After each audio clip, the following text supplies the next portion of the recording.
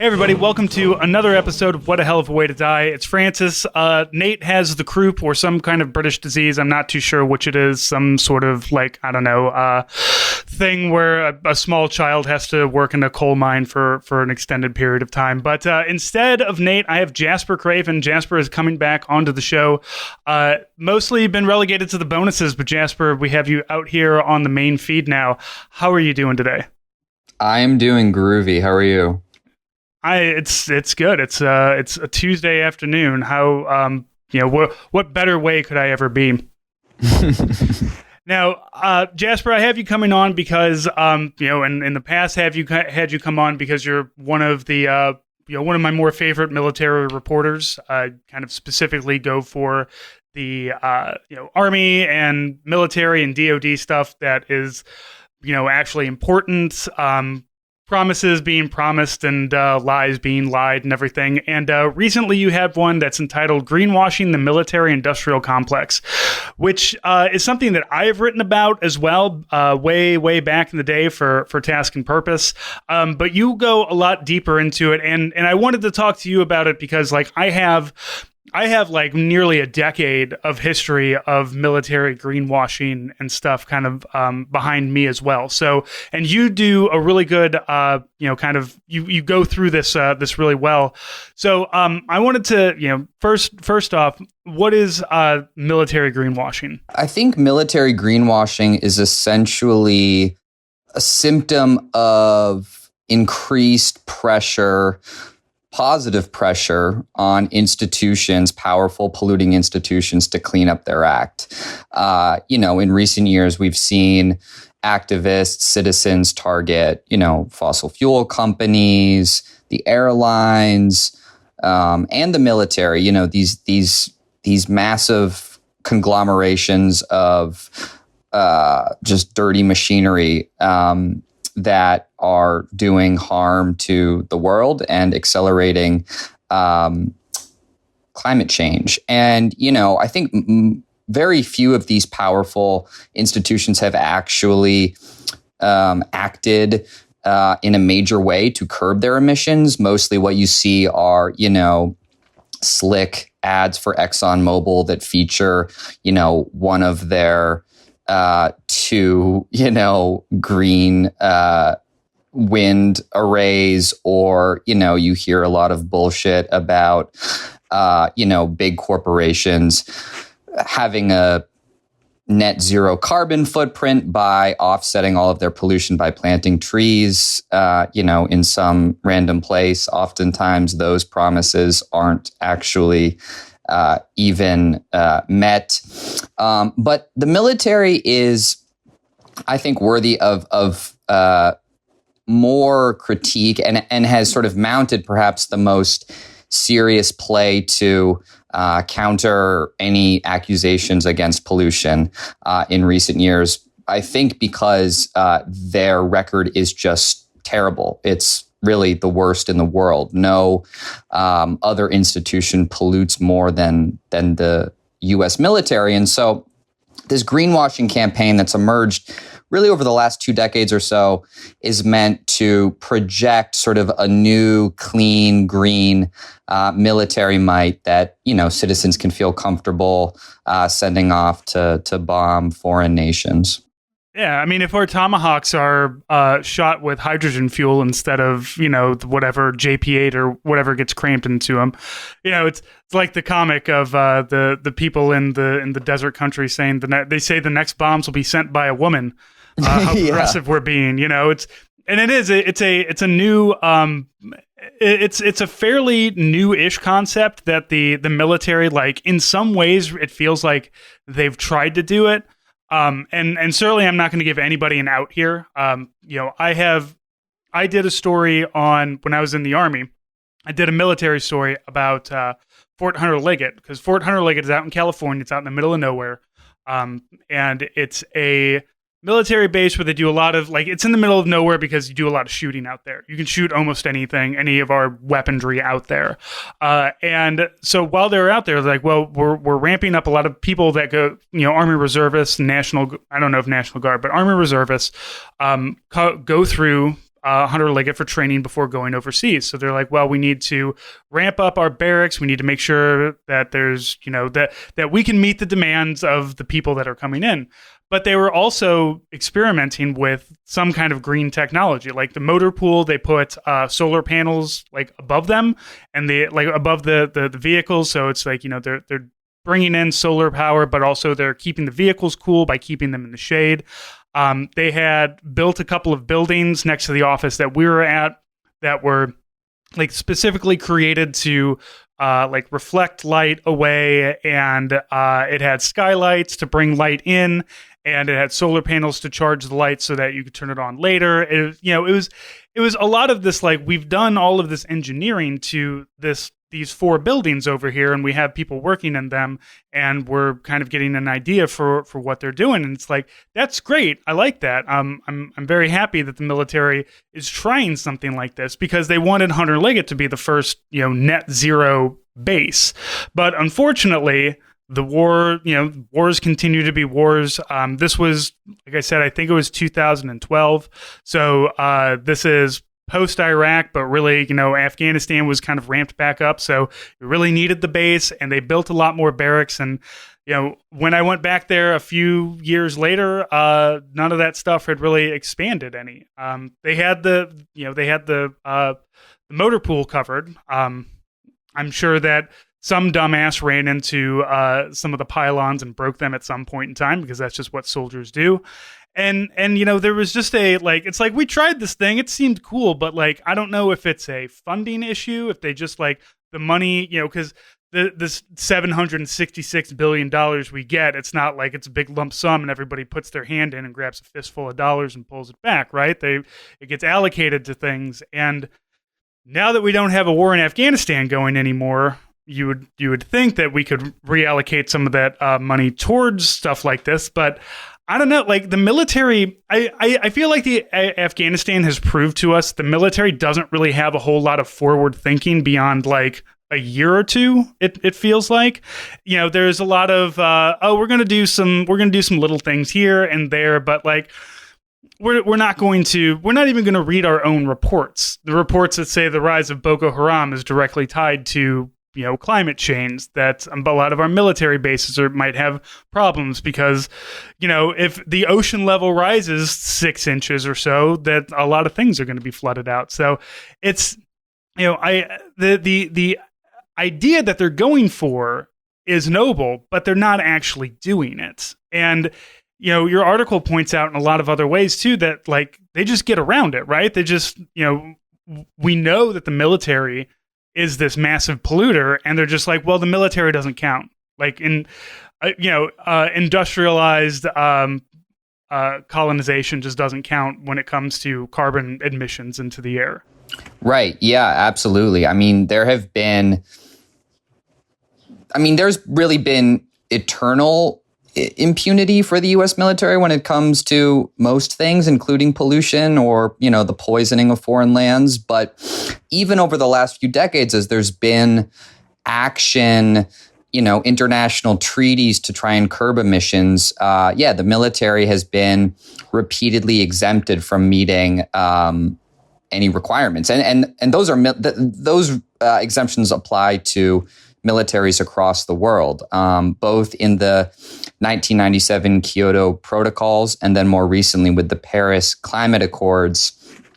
The world basically, agreed to sort of let, the sort of death machines that keep power in the hands of the few sort of continue chugging along without any real, push to change them. And,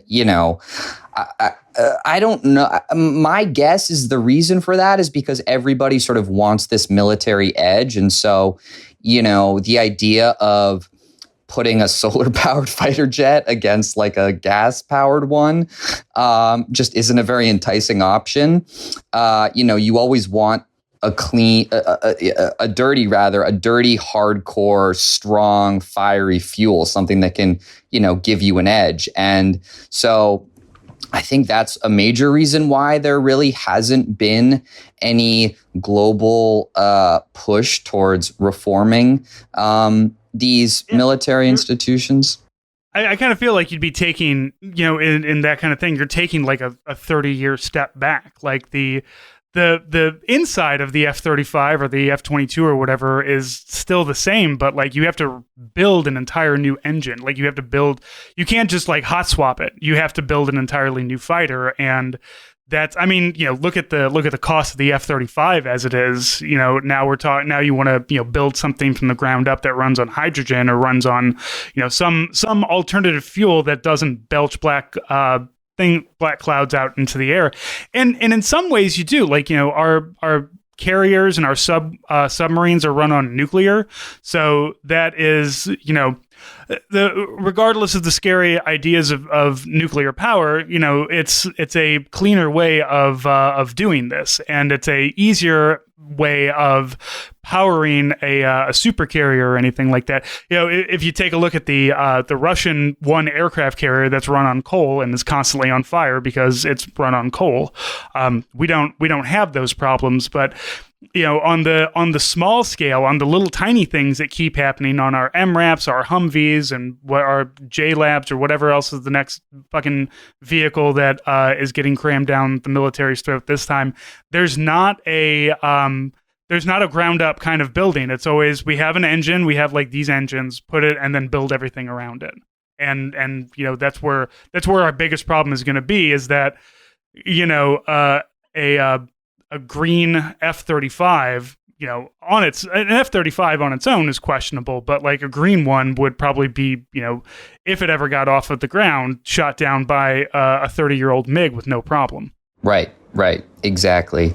And, this all sort of gets back to the military industrial complex as well, which is, very closely aligned with the fossil fuel industry. And, there have been, it can sort of sound conspiratorial, but like most of the military engagements that we've been in over the last 3 decades have been about securing oil resources, sort of staving off the sort of energy crisis that Carter had to deal with. And so it's a mutually beneficial relationship between the weapons and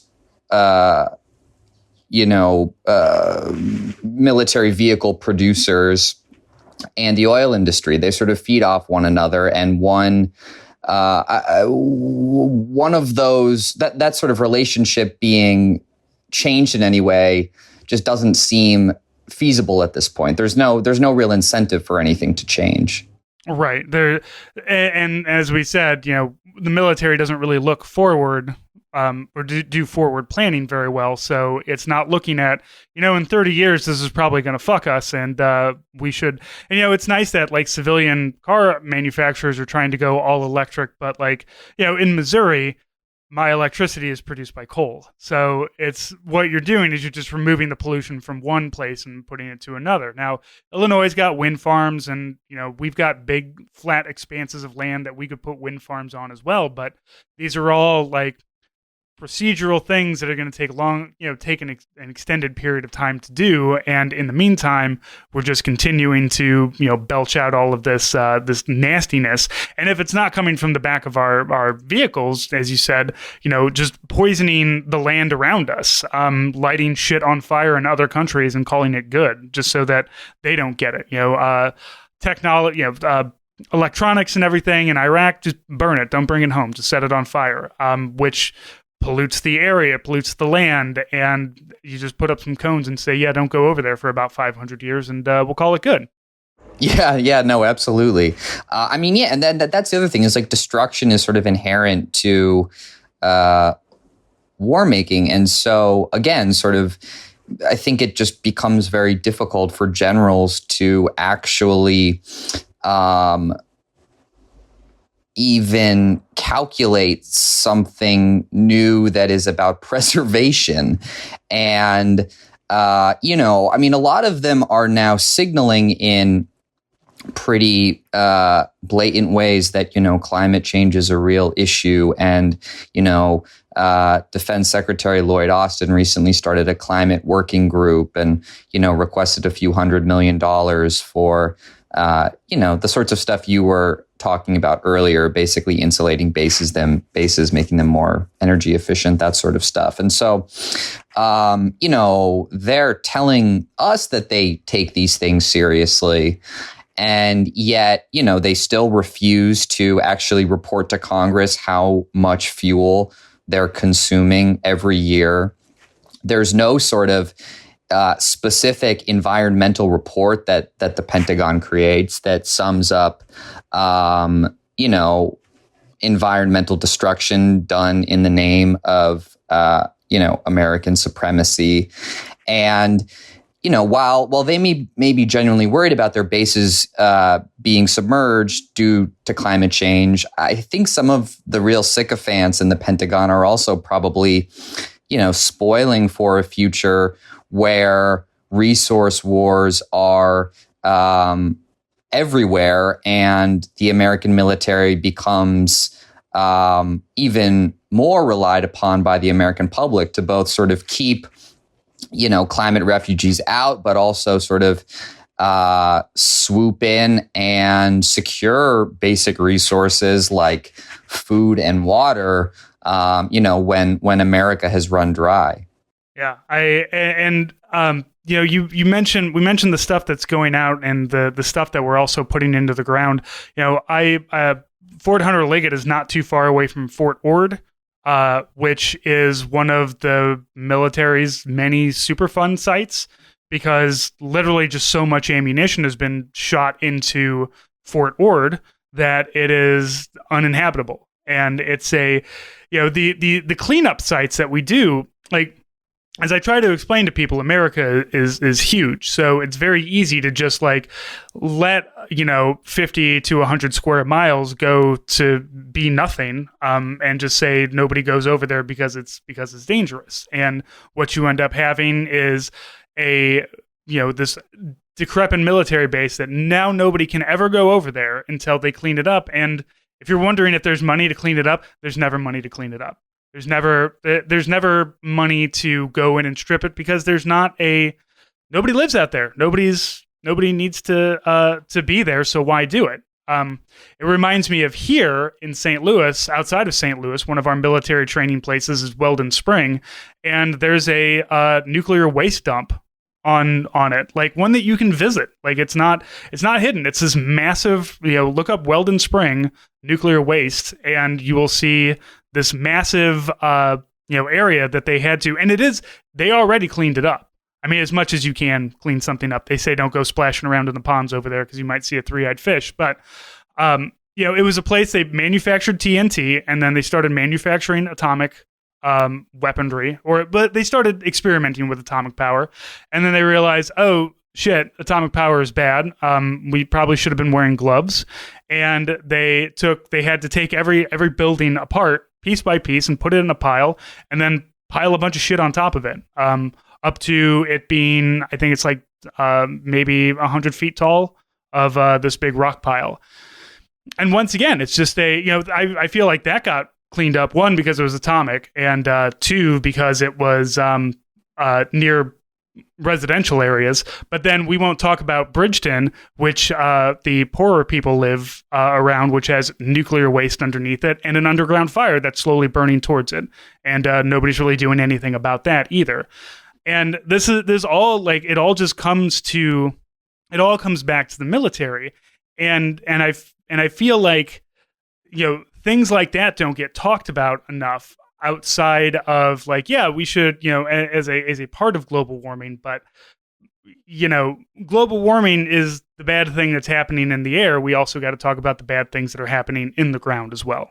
Yeah, absolutely. I mean, I think the stories the sites you just referenced speak to a long-standing American tradition of sort of willful ignorance when it comes to what the military is doing. I mean, so many of these sites just speak to like atrocities or dangerous mistakes that the American military has made over the years that have never been properly aired out or discussed. I mean, I think of, like the MK Ultra experiments at Edgewood Arsenal in Maryland. I mean, that was like the biggest poison gas factory on Earth and is now, similarly totally contaminated. It's an EPA Superfund site. And, basically what went down there was incredibly cruel experimentations on service members with psychochemicals and LSD, without their informed consent. And, if there was actually an exploration of the poisoning to the ground or of that behavior, there might be some room to actually push the military to act in some fundamental way. But I think everyone is just sort of, everyone in the military, many people in the military, I should say, many powerful people are just sort of relying on the short attention spans of citizens. And, there is sort of this unspoken truth that like we all rely on the military both as this protector, but also economically. And so just like these corporations that are saying they're cleaning up their act, when in fact they're, slowly killing us and accelerating climate change, the military can sort of be like, yes, we've done all these bad things, but like, your uncle builds builds like eyewear that we buy for battle. And so we need to exist and you need to support us, even if our work is incredibly damaging to your community and the world. I think my biggest concern is that it feels like nobody knows exactly what to do. Like, and I know we all talk about it in these grandiose ideas of like, obviously we need to get rid of our reliance on coal, our reliance on overseas, oil that would help us, become more like, breaking our ties with, places like Saudi Arabia and stuff like that would probably make us stronger, or at least more self-reliant on ourselves. If that's what, the insane right wingers really want out of the military. But, there's a, I don't know. There's a this weird desire that we have to stay in this, and I just feel like it's because nobody has figured out like how do you hot swap it? How do you be the military that is ready to go at the drop of a hat when you're you have to change all your Humvees, maybe have to be changed, or your vehicles or your airplanes or anything like that. And, it could be a slow, gradual, obviously it would have to be a slow, gradual replacement of changing things out. And I feel like, really that's the only way that it can be done is you can't just say, all right, everybody, no more airplanes until we figure out how to fly without JP-8. But, nobody goes forward with that because there's just not the research for it. There's not the money for it. So nobody knows how to do it properly. And they're just going to keep doing the same things over and over and over again because that's what's easy. And, that's not necessarily an American thing. That is just a human thing to say, well, we already have this thing that works. Maybe next year we'll figure something else out. But, we've got to go to the Horn of Africa. We've got to go to Afghanistan. We've got to go here. We've got to go there. We got to do all these things.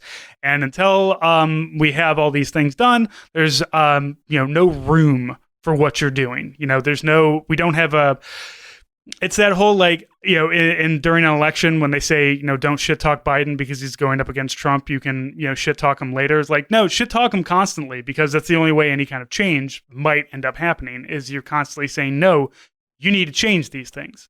That is a question that gets at the heart of this matter. How does anything actually change? And it is really difficult to conceive of a world that is peaceful. And so obviously that's sort of the ideal conditions. But, absent that, it is really tricky. I mean, I think that,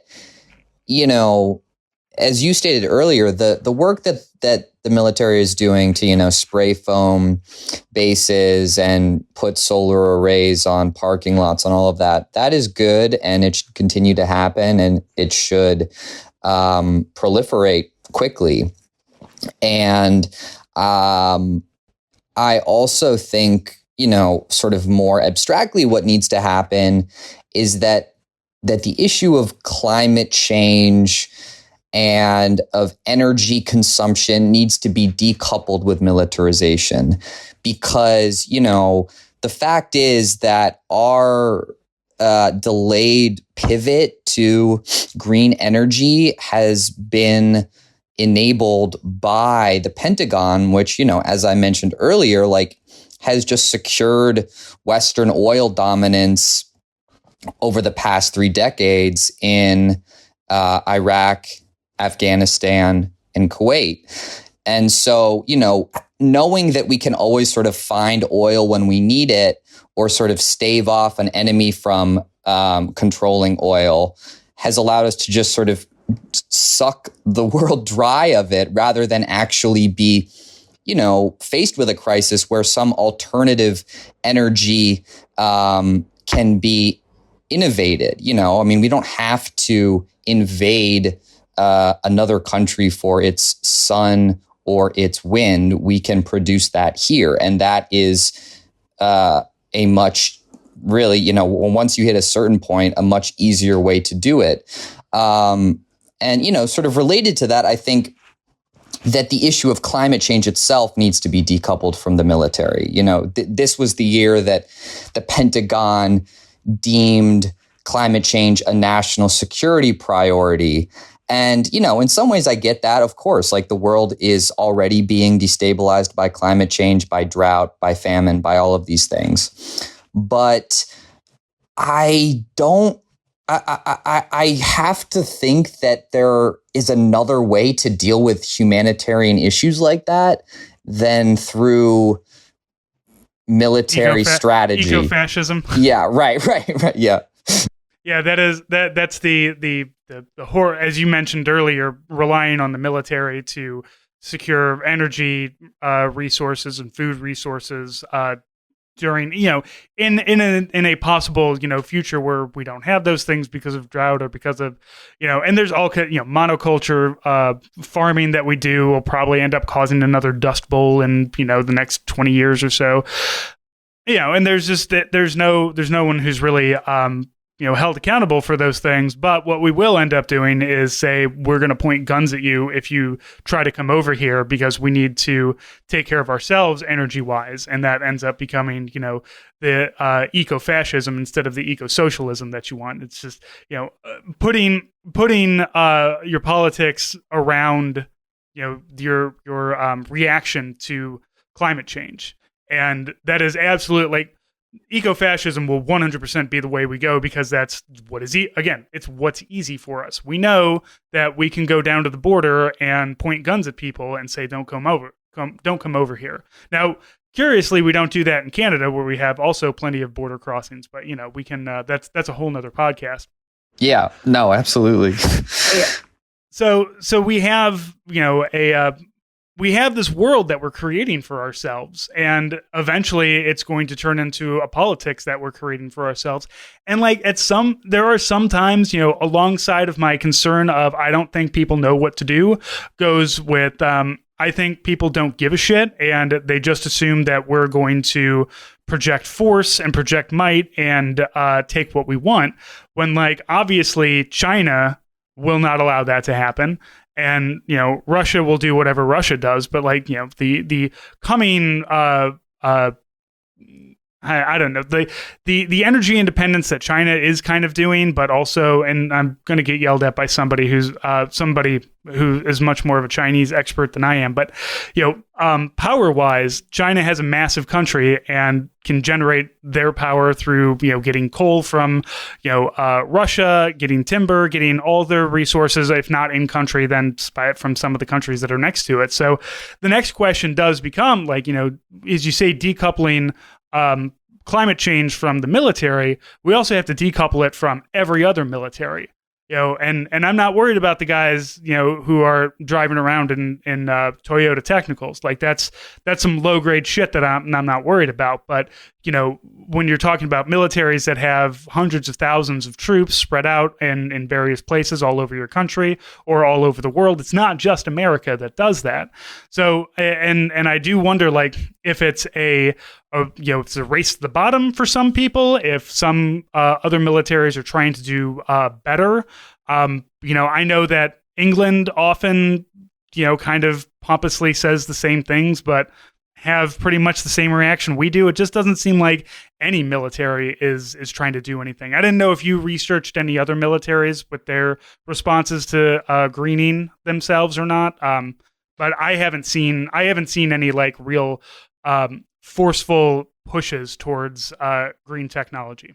No, I did do some research to see if there was, a shining example that the military in America could replicate, and there really isn't one, for reasons we discussed earlier. I mean, people in other countries, military leaders will sort of all drop weird novel ideas that get headlines and sort of suggest that they're thinking creatively about it, like, biodegradable bullets or recyclable explosives or these other sort of like weird ideas that, even if put into practice would just be sort of a drop in the bucket. And, the sort of further complicating all of this, as you just said, is that this is a worldwide issue. No military wants to sort of put down a gun and pick up a, little windmill or whatever. Windmill gun. A windmill gun. A gun that you have to wind it up every time before you shoot it. Yeah, we're all going to go back to Red Ryder BB guns. Yeah. And, and it's, of course, it's incredibly difficult to diplomatically secure any sort of agreement on energy consumption or really any other matter. But, again, like, there have been these international gatherings and the military has been immediately taken off the table.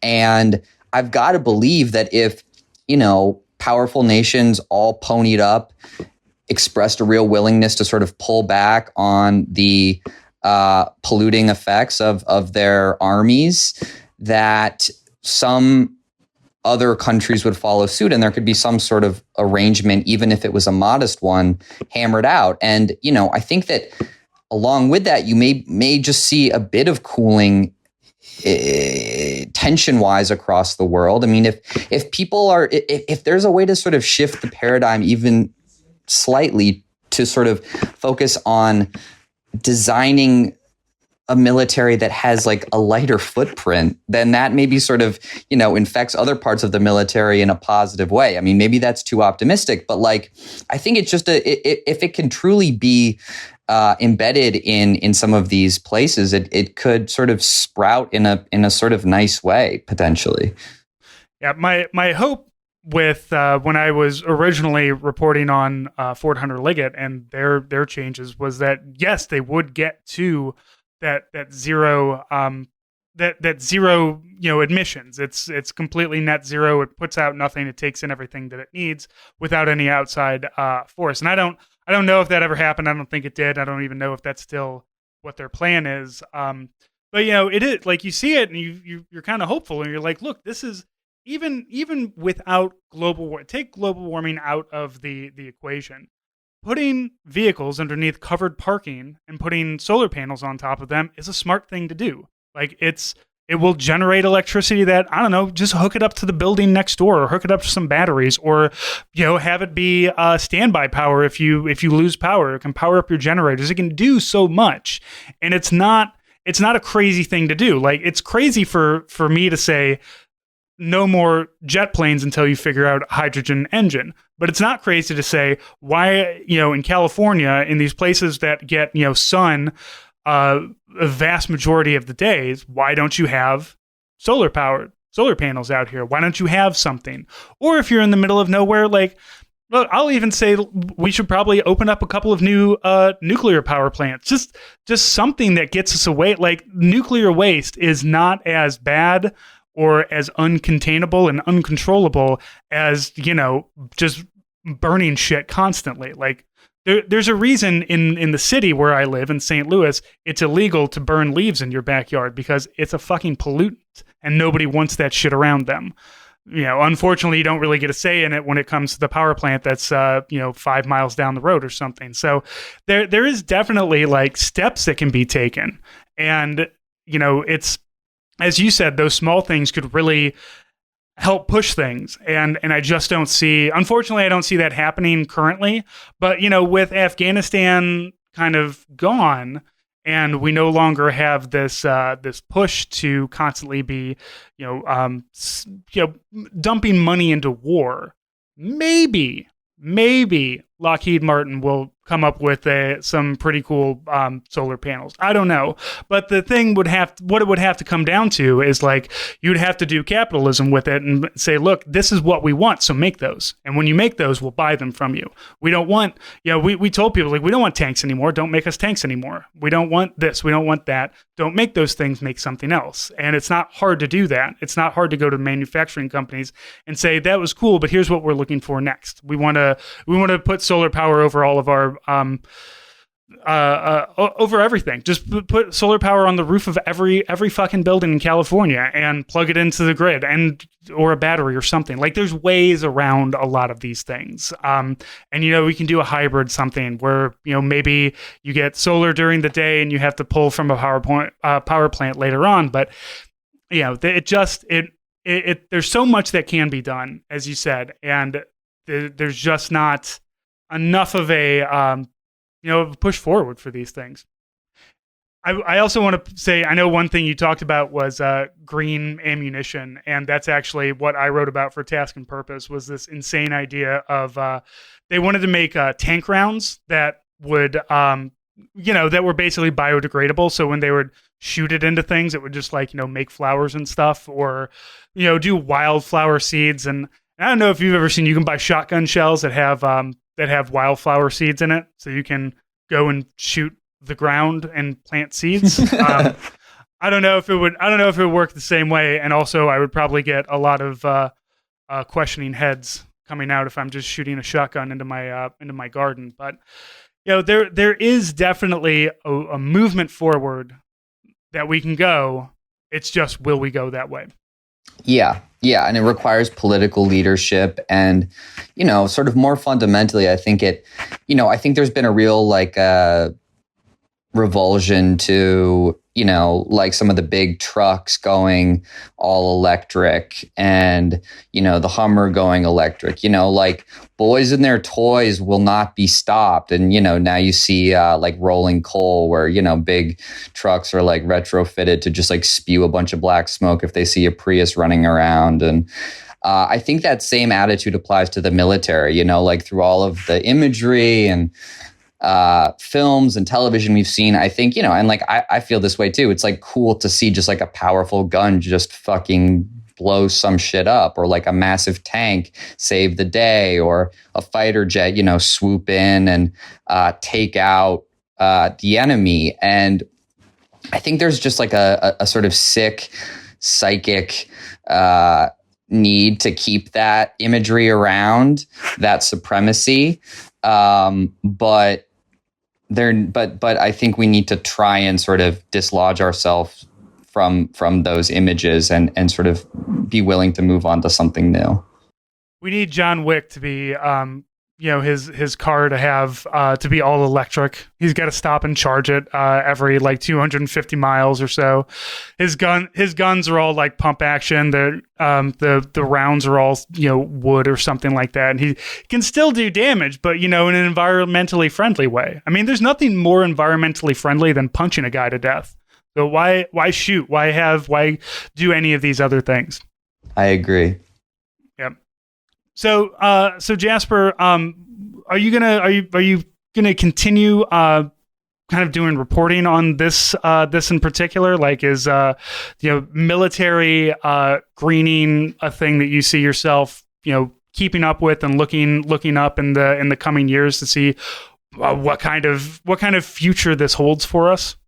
Yeah, absolutely. I mean, I think it's a fascinating topic, and already we have sort of offloaded a lot of responsibility on to the military when it comes to climate change and the sort of future threats we're all going to face stemming from them. So I'm just really fascinated to see how the military reacts to that power.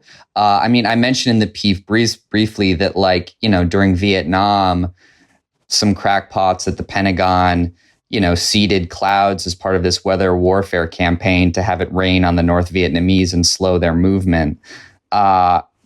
There's always like some secret program that is totally bonkers that we don't find out about for a while. And I'm sure that there's a string of strange climate-related proposals that just like totally sidestep the root causes of climate change and just try to, sort of engineer fixes in strange and disturbing ways. And oftentimes, sometimes those are secret for a while. Sometimes they just pop up in a press release from DARPA. So I'm definitely going to be, on the lookout. And I do hope to write about it again. I think it hasn't gotten enough attention from the public or from climate activists, frankly, just because, the military does hold so much power. They should be, at least hypothetically, able to feel pressure from the public and their political representatives. So yeah, I think it's definitely worth more sort of focus moving forward.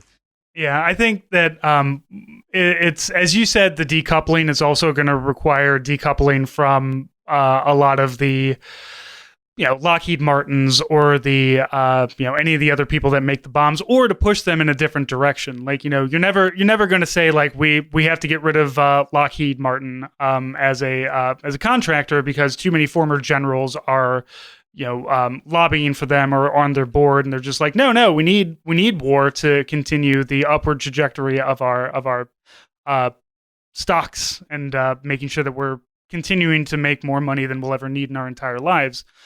So it's, we're going to have to kind of pull all those things away from each other. And really the only way we can defeat our runaway capitalism is with maybe more thoughtful capitalism, unless, somebody comes up with a better revolution idea.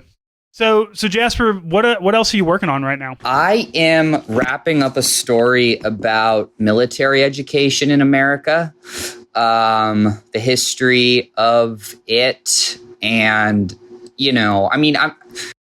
I hadn't. Do you mean the GI Bill? Do you mean No. I mean like military schools. So like obviously okay. there's Annapolis, Air Force Academy, West Point, the schools that are, tied into service branches. Basically the story I'm focused on concerns all of the other military schools that are like, for the most part, totally unregulated, that pop up all across the country. Some are totally private, some are religiously chartered, some have public funding. Most have like a ROTC or like early commissioning program. But many sort of include a strange mix of like aspiring military leaders and then kids who are deemed trouble or sort of in need of straightening out. And so I'm sort of looking into a particular school that has just evolved in recent years in very troubling ways. So this isn't necessarily the schools you go to while you're in the military. It's the schools you go to before you join. You said West Point, but other like ROTC kind of pushes there. That's all right. Well, once that is out, I'm sure that we're going to want to bring you back on to talk about that too. Yeah. I think it's going to be a good story. I'm almost done. I've been working on it for months. So. Well, Jasper, where can our people find you? You can follow me on Twitter at Jasper Craven, Craven. There you can follow my Substack. It's where I post all my reporting. It's the best place to reach me. Yeah, find Jasper's Substack and throw him a couple bucks, because we don't have a lot of one of the few reporters that doesn't take everything that the military says at face value and actually does a little bit of research and reading and stuff. So Jasper, so glad to have you back on. Thank you so much for coming on and talking to us about this. And if you want to read this article and you want to read the article I did, those are both going to be down in the show notes. This is on Baffler, but we'll also have the Substack in there so that you can get there and you can read some more stuff and keep up with Jasper. So thank you. And for everybody else, we'll talk to you next week.